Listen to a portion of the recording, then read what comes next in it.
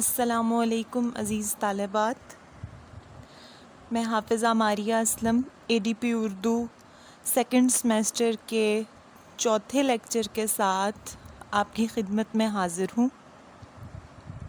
پچھلے لیکچر میں ہم نے مرزا غالب کا مختصر تعارف، ان کے حالات زندگی، ان کا انداز بیان اور شاعری کے خصائص پر بات کی تھی، اور اس کے ساتھ ہی ہم نے ایک شعر کی تشریح بھی پڑھ لی تھی۔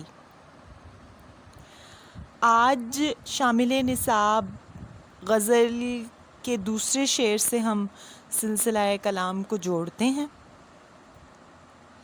شعر ہے: بوسہ دیتے نہیں اور دل پہ ہے ہر لحظہ نگاہ، جی میں کہتے ہیں کہ مفت آئے تو مال اچھا ہے۔ لحظہ کا کیا مطلب ہوتا ہے؟ ہر لمحہ۔ شاعر اپنے محبوب ہی سے مخاطب ہیں، مطلب محبوب ہی کے بارے میں بات کر رہے ہیں۔ ان کا کہنا یہ ہے کہ میرا دل کسی کو دینے کی قیمت جو ہے وہ ایک بوسہ ہے۔ میں محبوب کو اپنا دل اسی طور دے سکتا ہوں کہ اگر وہ میرے دل جیسی قیمتی، نادر اور نایاب چیز مجھ سے ہمیشہ کے لیے لینے کی صورت میں مجھے بوسے سے نوازے گا۔ یعنی وہ محبت کو ایک کاروبار کا سا درجہ دیتے محسوس ہو رہے ہیں کہ وہ کہتے ہیں کہ میرا دل جو ہے وہ اتنی کوئی عام چیز نہیں ہے کہ کسی محبوب کی ہر لمحہ نگاہ میرے دل کی طرف لگی ہوئی ہے کہ میرا محبوب چاہتا ہے میں اپنا دل مفت ہی میں اس کو دے دوں۔ دل کسی کو دے دینے کا مطلب یہ کہ میں اپنی ساری محبت، اپنی محبت کی تمام تر سچائیاں، اپنی محبت میں شامل سارا خلوص، اپنی وفاداری مکمل طور پہ اپنے محبوب کے نام لکھ دوں۔ یہ میرا محبوب چاہتا ہے، اور وہ یہ چاہتا ہے کہ مفت میں اگر مجھے کوئی کوشش کیے بغیر اتنا عمدہ اور اچھا مال ملتا ہے تو اس سے اچھی بات اور کیا ہو سکتی ہے۔ لیکن شاعر کا یہ کہنا ہے کہ میں اپنے دل کو خام خواہ بغیر کوئی قیمت وصول کیے کسی کے دامن میں نہیں ڈالوں گا۔ یعنی میرے دل کی قیمت جو ہے وہ ایک بوسہ ہے۔ مجھے میرے محبوب کی طرف سے جب تک ایک بوسہ نہیں ملے گا تب تک میں اس کو اپنا دل نہیں دوں گا۔ اب اس شعر کو پڑھ کر آپ یہ سوچ رہے ہوں گے کہ پچھلے لیکچر میں جو میں نے آپ کو غالب کے انداز بیان کی خوبیاں اور خصائص شعری گنوائے، ان میں سے تو کوئی ایک بھی اس شعر پر پورا نہیں اترتا۔ ہم نے شعری اصطلاحات پڑھتے ہوئے ایک اصطلاح پڑھی تھی، ابتذال، یعنی کسی کلام میں عامیانہ پن ہونا، کسی کلام کا اخلاقی پستی سے ذرا گرا ہوا ہونا ابتذال کا حامل کلام کہلاتا ہے۔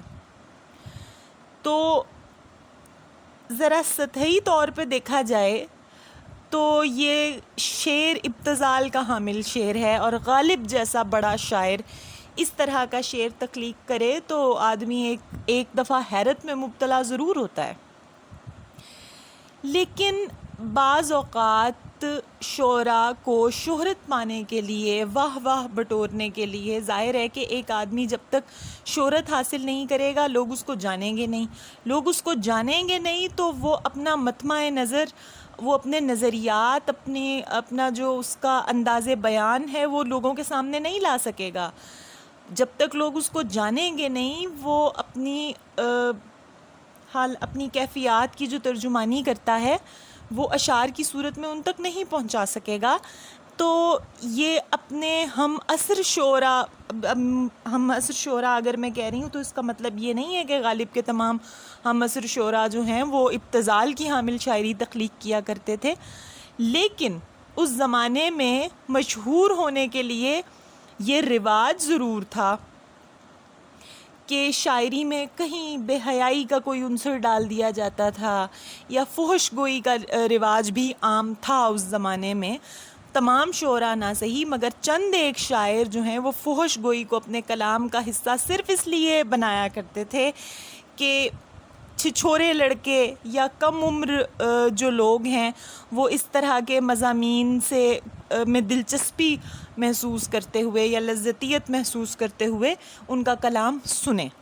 تو یہ ایک ٹیکٹک ہو سکتا ہے کسی شاعر کا لوگوں کو اپنی طرف متوجہ کرنے کے لیے، تاکہ جب لوگ سننا شروع کر دیں تو وہ اپنی اعلیٰ اور عرفہ شاعری ان تک پہنچا کر داد وصول کر سکیں اور اپنے آپ کو ایک بڑے شاعر کے طور پر سامنے لا سکیں. اس شعر کے بارے میں بھی ایک بہت بڑے ناقد طباطبائی نے کہا تھا کہ غالب نے جو محبت کی عملی شکل بیان کی ہے نا اس شعر میں، کہ وہ اپنے محبوب سے عملی طور پہ محبت کا اظہار مانگ رہے ہیں، اور وہ کہتے ہیں کہ جب تک محبت کا یہ عملی اظہار میرے سامنے نہیں آئے گا، مجھے میسر نہیں آئے گا، تب تک میں اپنا دل نہیں دوں گا. تو انداز بیان نے اس شعر کو خوبصورت بنا دیا ہے. گو کہ مرکزی خیال بڑے عامیانہ پن سے بھرا ہوا لگتا ہے، لیکن طباطبائی کا یہ کہنا ہے کہ اس عام سے خیال کو، اس پست سے خیال کو غالب کے انداز بیان نے بڑا شعر بنا دیا ہے. تیسرے شعر کی طرف چلتے ہیں. اور بازار سے لے آئے اگر ٹوٹ گیا، ساغر جم سے میرا جام سفال اچھا ہے. ساغر جم سے کیا مراد ہے؟ ایران کا ایک بادشاہ تھا جس کا نام تھا جمشید. جمشید بادشاہ کے پاس ایک پیالہ تھا جسے دنیا کا نادر اور دنیا کا انمول ترین پیالہ کہا جاتا ہے. بادشاہ جمشید ایک خاص کیفیت میں جا کر اس پیالے میں دیکھتا تھا تو اس کو پوری دنیا، خاص طور پر اپنی ریاست کے تمام تر حالات و واقعات اس پیالے میں کسی منظر کی طرح چلتے ہوئے دکھائی دیتے تھے. یعنی کسی شخص کی آنکھوں کے سامنے رونما ہونے والے حالات اور واقعات اور اس پیالے میں نظر آنے والے مناظر میں کوئی فرق نہیں تھا. وہ اپنے محل ہی میں بیٹھ کر بس ایک نظر اپنے ساغر جم میں ڈالتا تھا تو اس کو پوری دنیا میں ہونے والے تمام تر حالات و واقعات نظر آ جاتے تھے. اور بہت سارے لوگوں کا یہ کہنا ہے کہ اس پیالے کی وجہ سے جو بادشاہ جمشید تھا اسے سلطنت کو سنوارنے، بنانے اور بہت سارے بگاڑ جو ہیں انہیں سدھارنے میں بڑی مدد ملی، کیونکہ اسے اپنی سلطنت کے تمام تر مناظر اس پیالے میں نظر آتے تھے. اس کو پتہ چل جاتا تھا کہاں ظلم و تشدد ہو رہا ہے، کہاں بربریت سے کام لیا جا رہا ہے، کہاں میری سرحد کو خطرہ ہے. تو وہ اس پیالے میں دیکھے گئے حالات اور واقعات کے تحت چلتا تھا اور اسی طرح اس نے اپنے امور سلطنت سنبھالے. اب جام سفال کیا ہے؟ جام سفال وہ پیالہ جو شراب پینے کے کام آتا ہے. ساغر جم میں صرف بادشاہ جمشید دنیا کے حالات، واقعات، مناظر اور کیفیات ہی نہیں دیکھا کرتا تھا بلکہ وہ اس میں شراب بھی پیا کرتا تھا. اب مرزا غالب کی شخصیت کے دو پہلو اجاگر ہوتے ہیں اس شعر سے. پہلا تو یہ کہ مرزا غالب کی انانیت جو ہے وہ ہمارے سامنے آتی ہے کہ مرزا غالب کی شخصیت میں ایک یہ چیز موجود تھی کہ وہ دنیا کی سب چیزوں سے زیادہ اعلیٰ اور عرفہ چیز اپنی چیز کو گردانتے تھے. یعنی ان کو یہ لگتا تھا کہ جو سامان مجھے میسر ہے وہ دنیا کی تمام تر چیزوں سے زیادہ بہتر ہے. اب آپ ایک شاعر کے انداز بیان کی خوبصورتی دیکھیے کہ انہوں نے کمال انداز سے کیسی ہنرمندی سے ایک مٹی کے پیالے کو، ایک عام مٹی کے پیالے کو جو شراب پینے کے کام آتا ہے، بادشاہ جمشید کے پیالے سے ارفع اور افضل قرار دے دیا. اس کی خوبصورتی اور اس کی جو خصوصیت ہے اسے اس ہنرمندی سے بیان کیا کہ سننے والے کو ایک دم واقعی لگنے لگتا ہے کہ ہاں واقعی اگر ساغر جم ٹوٹ گیا تو وہ کہیں سے دوبارہ نہیں ملے گا، کیونکہ وہ تو نادر اور نایاب پیالہ ہے، بیش قیمت پیالہ ہے. لیکن اگر غالب کا وہ مٹی کا پیالہ یا کوزہ جس میں وہ شراب پیتے ہیں ایک بار ٹوٹ بھی گیا تو اس کو بازار سے جا کر دوبارہ خریدا جا سکتا ہے. اس صفت کی بنیاد پر غالب کا جام سفال جو ہے وہ بادشاہ جمشید کے ساغر جم سے بہتر قرار پایا. اب غالب یہاں یہ بھی کہہ رہے ہیں کہ اگر آپ کو پیالے میں محض شراب پینا ہی مقصود ہے تو پھر آپ کو میرا پیالہ بادشاہ جمشید کے پیالے سے زیادہ بہتر لگے گا. اس شعر میں ایک تلمیح بھی موجود ہے. آپ لوگ تلمیح سے واقف ہیں. نظم و نثر میں چند الفاظ کے ذریعے یا کسی ایک لفظ کے ذریعے، کسی ترکیب کے ذریعے اگر کسی مشہور شخصیت، مشہور واقعے یا اہم تاریخی رہنما، کسی آیت حدیث، کسی اہم تاریخی کتاب کی طرف یوں اشارہ کر دیا جائے کہ پورا تاریخی واقعہ یا پس منظر سمجھے بغیر آپ کو شعر سمجھ میں نہ آئے تو اسے تلمیح کہتے ہیں. تو یہاں اس شعر میں ساغر جم ایک پوری تلمیح کے ساتھ ابھرا ہے. چوتھے شعر کی طرف چلتے ہیں. بے طلب دے تو مزہ اس میں سوا ملتا ہے، وہ گدا جس کو نہ ہو خوئے سوال اچھا ہے. خوئے سوال، خو کہتے ہیں عادت کو اور سوال مانگنا. بے طلب بغیر مانگے، بغیر کچھ طلب کیے. اور گدا کون ہوتا ہے؟ بھکاری. شاعر یہ کہہ رہے ہیں کہ اگر کوئی اپنے محبوب کے سامنے بغیر طلب کیے، بغیر اپنی طلب بتائے، اپنی خواہش یا آرزو بتائے، دستے سوال دراز کیے بغیر اگر کسی عاشق کو اس کے محبوب کی طرف سے محبت مل جاتی ہے تو اس محبت کی کیا ہی بات ہے جس میں آپ کو سوال نہ کرنا پڑے. اب یہاں بھی غالب کے مزاج کا وہی پہلو در آتا ہے جو ہم نے پہلے پڑھا کہ غالب کی شخصیت میں ایک انا ہے، ایک خود پسندی کا عنصر بھی ہے، اور ایک سیلف رسپیکٹ جس کو آپ کہتے ہیں انگلش میں، اور اردو میں ہم اس کو کیا کہیں گے، عزت نفس. کہ عام طور پہ یہ رویہ اختیار کیا جاتا ہے کہ لوگ سمجھتے ہیں عاشق کی اپنے محبوب کے سامنے کوئی عزت نفس یا انا نہیں ہوتی.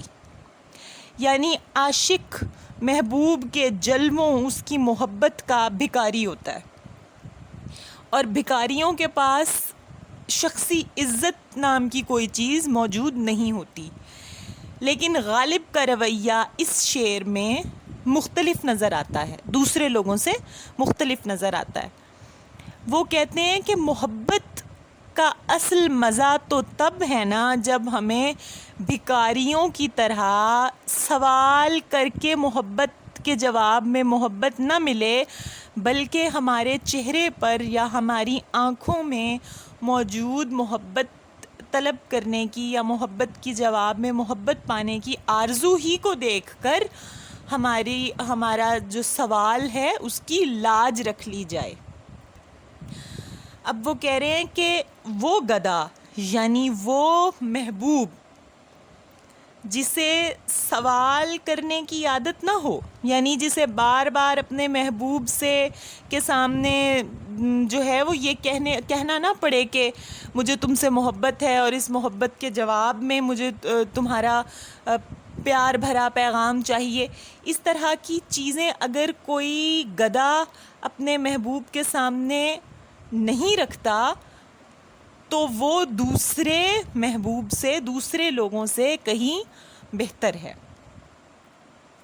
یعنی محبت کی رمز اور محبت کا ادب بھی یہ ہے کہ آپ کو اپنے عاشق کے سامنے ہاتھ نہ پھیلانا پڑے بھکاریوں کی طرح، بلکہ باعزت طریقے سے آپ کی محبت کا جواب محبت میں دیا جائے. یعنی یہ سمجھ لیا جائے کہ آپ کو کسی کی محبت کی کتنی طلب ہے یا کسی کی محبت کی کتنی ضرورت ہے، اور عاشق کے لیے محبوب کی محبت زندگی گزارنے کا کتنا بڑا اثاثہ یا کتنا بڑا سرمایہ ثابت ہو سکتی ہے. اس بارے میں خود ہی محبوب کو ادراک ہونا چاہیے، بجائے اس کے کہ عاشق اس کو بار بار جا کر بتائے کہ وہ اپنے دل میں محبوب کے لیے کیا جذبات اور احساسات رکھتا ہے.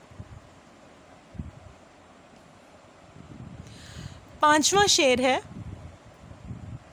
ان کے دیکھے سے جو آ جاتی ہے منہ پر رونق، وہ سمجھتے ہیں کہ بیمار کا حال اچھا ہے.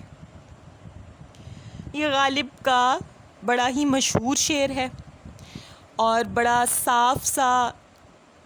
ہی صاف اور خوبصورت نفس مضمون ہے. شعر کو پڑھتے ہی شعر کی پوری تشریح سمجھ میں آ جاتی ہے کہ ایک عاشق جو اپنے محبوب کے فراق میں، اس کی جدائی میں اور اس کے دیدار کی طلب میں، اس کے ساتھ زندگی گزارنے کی آرزو مندی میں جو تڑپ رہا ہے، اور اس تڑپ نے اس کا حال خراب کر رکھا ہے، اس کو چین میسر نہیں ہے.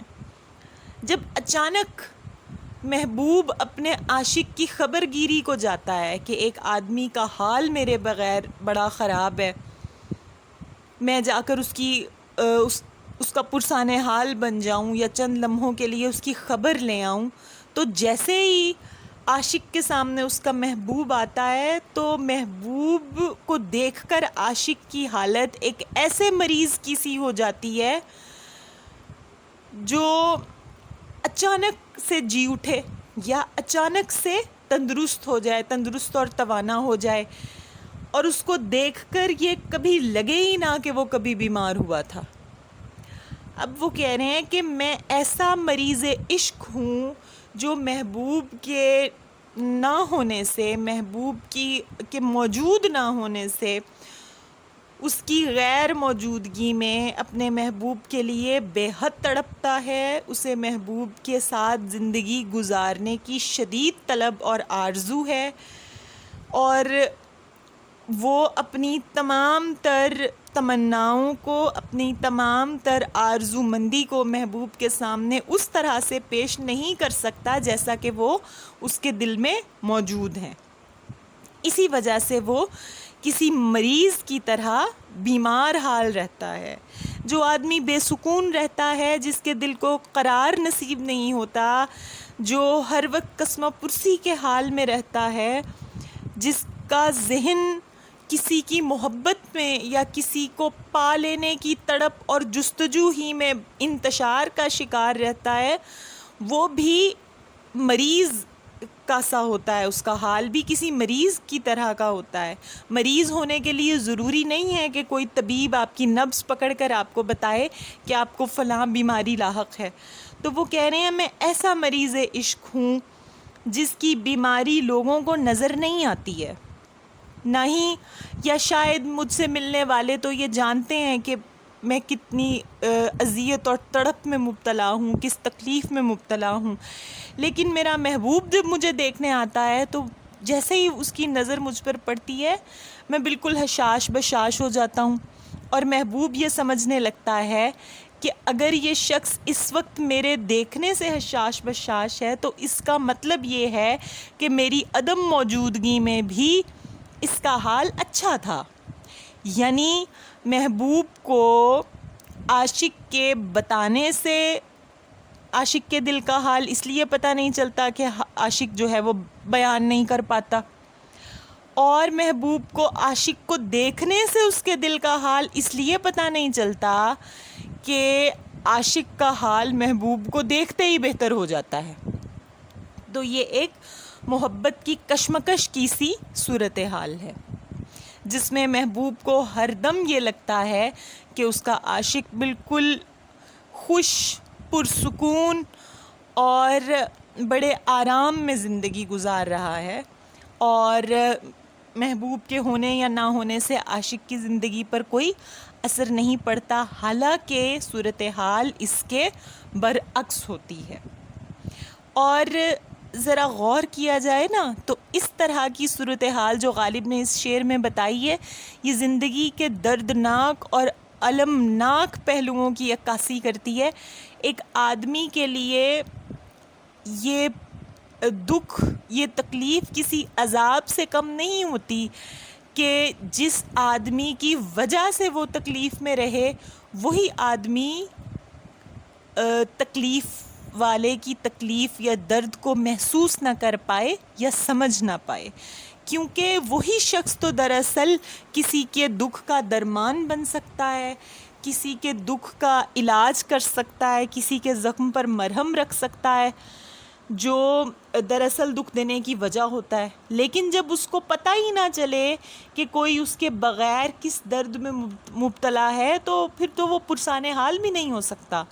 تو یہ ایک بہت بڑی اذیت کا مرحلہ ہے جس سے ایک عاشق محبت میں گزر رہا ہے۔ چھٹا شعر بھی بڑا مشہور شعر ہے۔ دیکھیے پاتے ہیں عشاق بتوں سے کیا فیض، ایک برہمن نے کہا ہے کہ یہ سال اچھا ہے۔ عشاق عاشق کی جمع ہے، بتوں سے کیا مراد ہے؟ بت کہتے ہیں صنم کو، اور اردو شعری روایت میں محبوب کو صنم کہا جاتا ہے۔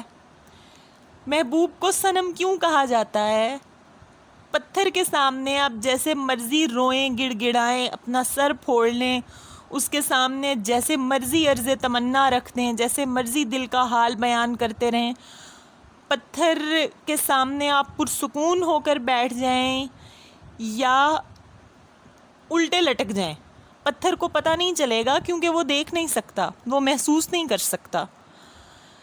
اردو شعری روایت میں اسی رویے کی وجہ سے محبوب کی بے نیازیوں اور بے پروائیوں کی وجہ سے اس کو صنم یا پتھر کہا جاتا ہے، کہ جیسے کسی پتھر کو اپنے سامنے گڑ گڑانے والے، رونے والے یا سکون سے بیٹھ جانے والے کے حال کی کوئی پرواہ نہیں ہوتی، ویسے ہی صنم کو یا محبوب کو بھی اپنے عاشق کے حال زار کی یا حال مطمئن کی کوئی فکر نہیں ہوتی، کوئی پرواہ نہیں ہوتی۔ یہ میں نے آپ کو بتایا کہ اردو شعری روایت میں محبوب کو صنم کیوں کہا جاتا ہے۔ فیض سے کیا مراد ہے؟ فیض سے مراد فائدہ یا کسی بھی طرح کی خوشی۔ برہمن، آپ میں سے بیشتر لوگ جانتے ہوں گے کہ ہندو قوم کی ایک بڑی اعلیٰ اور عرفہ ذات ہے برہمن۔ ان کے پنڈت، ان کے جو بڑے بڑے اعلیٰ عہدے داران ہوتے ہیں مذہب کی طرف سے، وہ برہمن کاسٹ سے یا برہمن ذات سے تعلق رکھتے ہیں، جو مستقبل کی پیشن گوئیاں بھی کرتے ہیں، اور ان کے پاس کہہ لیں کہ ایک طرح سے علم نجوم موجود ہوتا ہے۔ اب شاعر یہ کہہ رہے ہیں کہ میں نے جب اپنے آنے والے سال کے بارے میں ایک برہمن سے بات کی تو اس نے مجھے بتایا کہ تمہارا آنے والا سال بہت اچھا گزرنے والا ہے، اس سال میں تمہارے لیے خوشیاں پنہاں ہیں، خوشیاں چھپی ہوئی ہیں۔ اب اس خوشی کو اور اس اچھائی اور خوبی کو جس کی پیشن گوئی غالب کے لیے کی گئی ہے، وہ محبوب کے وصل یا محبوب کی محبت کے ساتھ جوڑ رہے ہیں.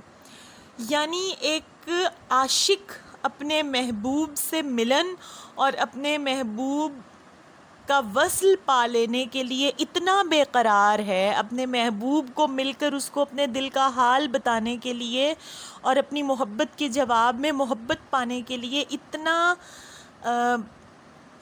اتنا زیادہ اس چیز میں غرق ہو چکا ہے کہ اس کو اس بات سے کوئی فرق نہیں پڑتا کہ پورے سال میں سماجی، سیاسی، معاشرتی، اقتصادی صورتحال کا اس آدمی پر، اس ایک شاعر پر کیا اثر پڑ سکتا ہے.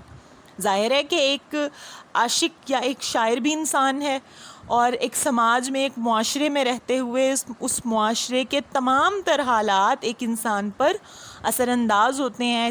وہاں پہ اس سال میں جنگ ہو سکتا ہے لڑی جائے، ہو سکتا ہے اس سال میں ملک میں کوئی قحط آ جائے، یا کوئی آسمانی آفت خدا نخواستہ نازل ہو جائے، یا کوئی وبا پھوٹ پڑے، یا کوئی فساد یا فتنہ برپا ہو جائے. تو عاشق کو ان تمام باتوں سے کوئی لینا دینا نہیں ہے کہ اس سال کا بحیثیت فرد قومی صورتحال سے کیا تعلق ہوگا، اور کس طرح سے عاشق کا وہ سال اچھا گزر سکتا ہے. وہ اس بات سے بالکل بے نیاز ہے، اسے لگتا ہے کہ سال اسی صورت میں اچھا گزرے گا اگر مجھے میرے محبوب سے فائدہ حاصل ہوگا، میرے محبوب کی محبت حاصل ہوگی، اس کے جلوے میسر ہو جائیں گے. زلف جانا میں یوں قید ہے عاشق کہ اس کو اپنی اسیری رہائی، اس کو اپنے قید ہو جانے یا اس کو کسی بھی طرح کی آفت یا مصیبت میں جکڑے جانے سے کوئی سروکار نہیں ہے. وہ کہتا ہے کہ دنیا کی ساری خوشیاں ایک طرف، دنیا کے سارے دکھ ایک طرف، میرے محبوب کے ملن کی خوشی ایک طرف، اور میرے محبوب کی جدائی کا غم ایک طرف. یعنی میرا یہ سال بس اسی ایک صورت میں اچھا گزر سکتا ہے اگر میرے محبوب سے مجھے فائدہ یا فیض حاصل ہوگا، اور اگر یہ فیض، یہ فائدہ مجھے میرے محبوب سے حاصل نہیں ہوگا تو پھر چاہے ملک اور قوم یا ملت کے لیے کتنے ہی فائدے اس سال میں کیوں آسمان سے نہ اتریں، میرے لیے تو یہ سال بیکار ہی رہا. یا ایک ملک، قوم، ملت پر آسمان سے کتنی ہی آفات کیوں نہ نازل ہو جائیں، اگر مجھے میرا محبوب مل گیا تو میرا یہ سال بہترین گزر جائے گا. طالبات، اب تک ہم نے اس غزل کے 6 اشعار کی تشریح پڑھ لی. پہلا شعر جو ہے وہ پچھلے لیکچر میں موجود تھا، اور باقی 5 اشعار میں نے آپ کو اس لیکچر میں سمجھائے ہیں. اگلے لیکچر میں اسی غزل کے باقی 4 اشعار کی تشریح آپ کو کروا دوں گی. اس لیکچر کے ساتھ یا اگلے لیکچر کے ساتھ ڈسکرپشن میں یہ پوری غزل شامل کیے دیتی ہوں تاکہ آپ کو پتہ ہو کہ پہلا شعر کون سا ہے، دوسرا یا تیسرا کون سا ہے، اور اسی ترتیب سے آپ اشعار